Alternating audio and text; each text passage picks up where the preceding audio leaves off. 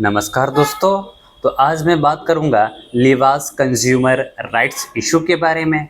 तो video start करने से पहले चैनल को जरूर सब्सक्राइब कर लीजिए। जो भी इसके रिलेटेड नोटिफिकेशंस या कोई भी न्यूज़ आता है तो मैं आपको हमेशा अपडेट करता रहूँगा।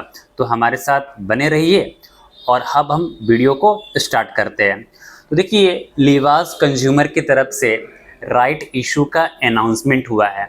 यानी अगर लिवास कंज्यूमर के अगर आपके पास अगर 2 शेयर हो गए तो उसके बदले अगर कितने शेयर मिलेंगे? 1 शेयर।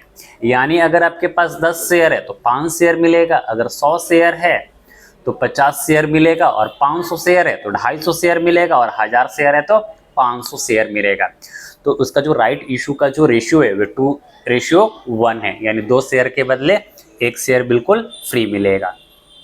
कंपनी का जो फेस वैल्यू है वह 10 रुपीज़ का है और इसका जो प्रीमियम है वह 11 रुपीज़ का है। यानी जो राइट इशू का जो टोटल है वह 21 रुपीज़ पर शेयर है।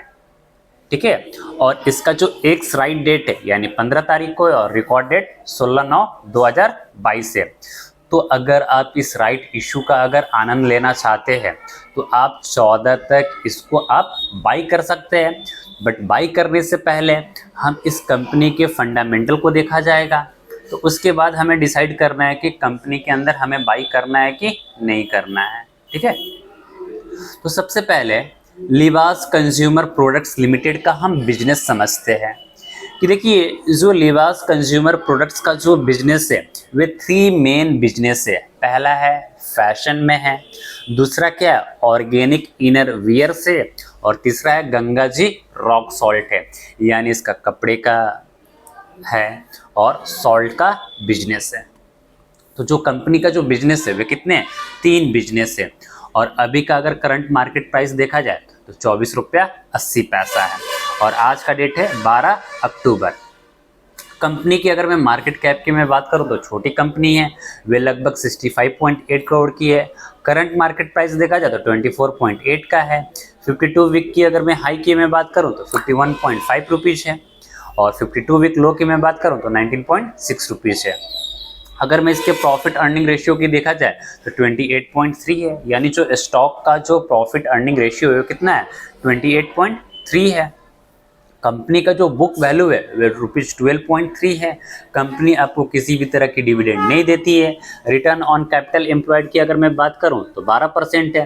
रिटर्न ऑन इक्विटी की अगर मैं बात करूं तो 8.16% है।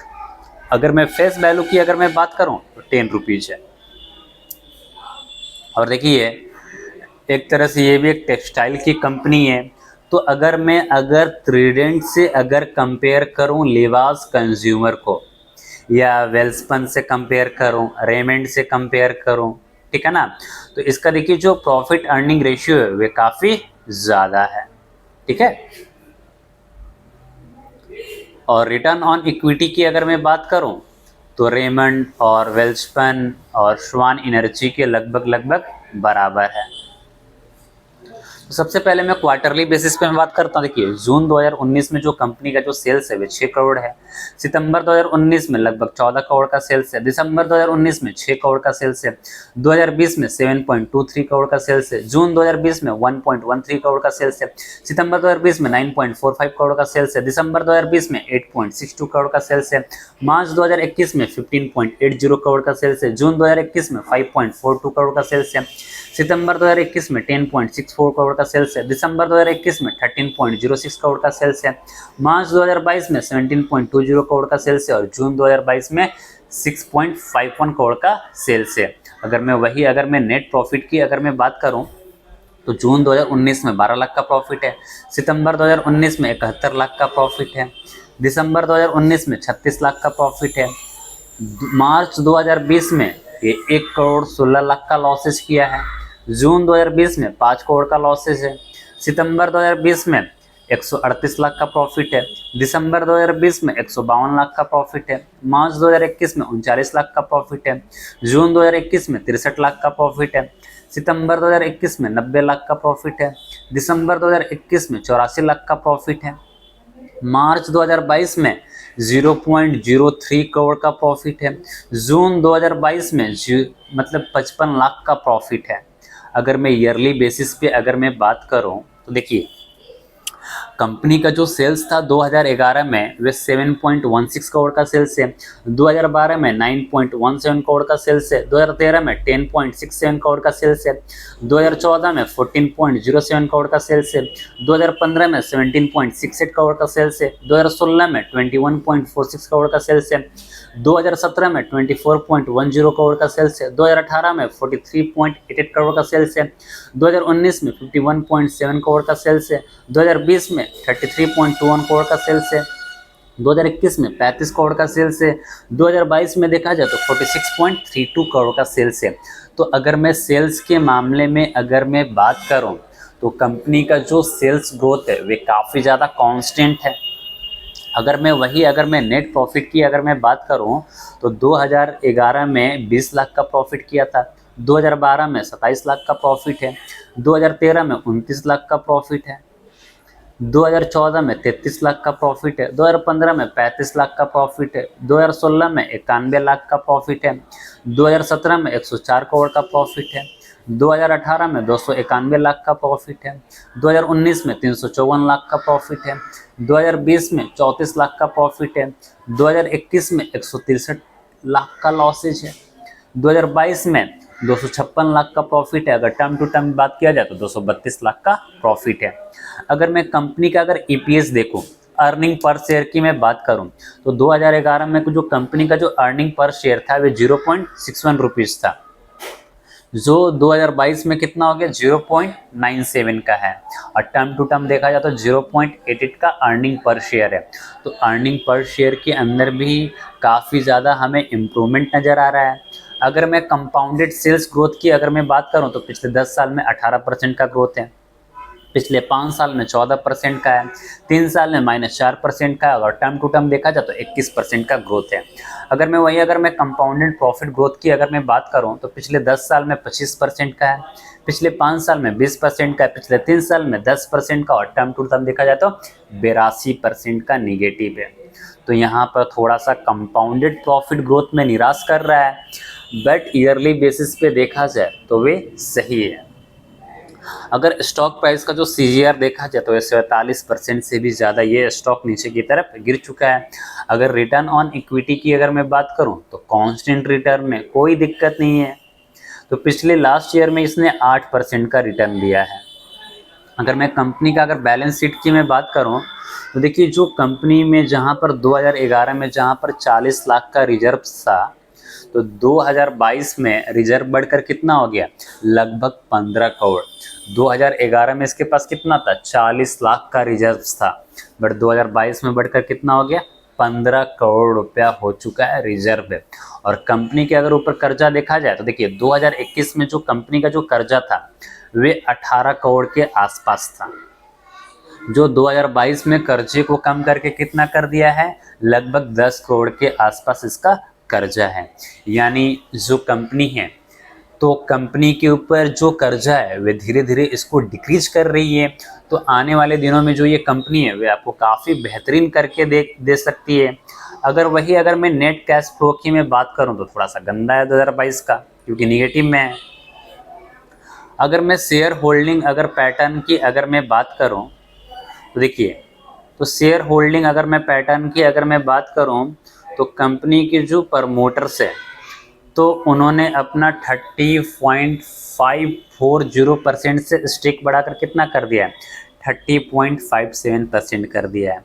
देखिए इसमें क्या है कि अब जो कंपनी है वे काफ़ी ज़्यादा नीचे गिर चुका है, तो जो कंपनी के जो प्रमोटर्स है वे माल यहाँ से उठाना चालू करेंगे। तो और जैसे जैसे अगर इसके अंदर माल उठाते हैं तो कंपनी का जो प्राइसेज है वे ऊपर की तरफ भाग सकता है। देखिए बहुत सारे कंपनी के केसेस में क्या होता है कि जो प्रमोटर्स होते हैं सबसे पहले क्या करते हैं शेयर्स को गिरा देते हैं, और फिर जैसे ही लो प्राइस पे आता है तो प्रमोटर्स वहाँ से क्या कर लेते हैं सारा का सारा माल वहाँ से उठा लेते हैं। अगर मैं पब्लिक होल्डिंग की अगर मैं बात करूं जिनके पास 2 लाख से ज़्यादा का अप टू 2 लाख यानी जिनके पास 2 लाख का जो कैपिटल है वे 42.6% है। और अगर मैं 2 लाख से अगर मैं ज़्यादा की मैं बात करूं तो 21.1% है। यानी इस कंपनी के अंदर जो पब्लिक होल्डिंग है वे काफ़ी ज़्यादा है। और ये आपको क्या बोलते हैं, बड़े बड़े आपको इन्वेस्टर मिल जाएंगे जो ये भी अपना होल्डिंग रखते हैं। तो अगर पब्लिक होल्डिंग को अगर मैं जोड़ दूँ 42.61% और 21 पॉइंट, तो लगभग आप 22 से जोड़िए तो यानी लगभग 64% का होल्डिंग है। किसके पास? पब्लिक के पास होल्डिंग है। ठीक है, तो अब मैं कंपनी का मैं थोड़ा सा ग्राफ देख लेता हूं कि कंपनी का ग्राफ क्या है। देखिए, अगर मैं 1 डे की अगर मैं रिटर्न की मैं बात करूं तो 0.81% अप है। अगर मैं 5 डेज की मैं बात करूं तो 4% डाउन है। अगर मैं 1 महीने की मैं बात करूं तो 2% अप है। अगर मैं 6 महीने की मैं बात करूं तो 0% का रिटर्न है। अगर मैं ईयर टू डेट की मैं बात करूं तो 16.27% का नेगेटिव रिटर्न है। अगर मैं 5 ईयर्स की मैं बात करूं तो 33% ये स्टॉक डाउन है।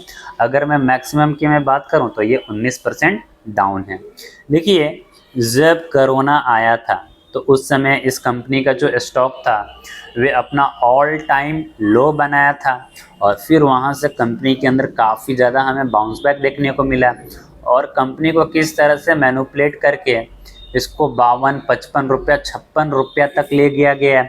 और फिर जब वहाँ से जब सेलिंग प्रेशर स्टार्ट हुआ तो ये कंपनी अपने आप को नहीं संभाल पाई और जो कंपनी है वे 20 से 26 रुपये के बीच में ये देखिए आपको ट्रेड करता हुआ नज़र आ रहा है।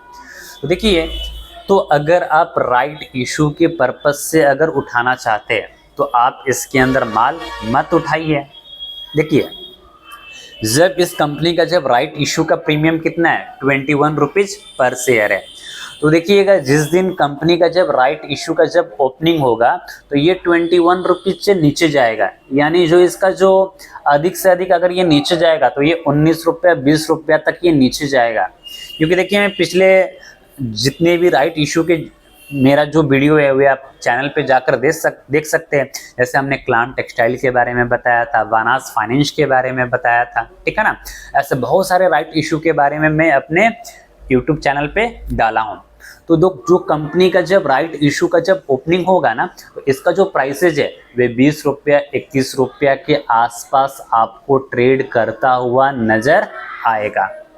देखिए, कंपनी जो है वे कॉन्स्टेंटली ग्रो कर रही है, चाहे सेल्स ग्रोथ की मैं बात करूं या कंपाउंडेड प्रॉफिट ग्रोथ की मैं बात करूं, तो वे कॉन्स्टेंटली क्या कर रही है, ग्रो कर रही है। तो कंपनी में कोई भी इतना ज़्यादा नेगेटिव न्यूज़ नहीं है और कंपनी अपना जो कर्जा है उसको धीरे धीरे ये इसको इम्प्रूव करता हुआ नज़र आ रही है।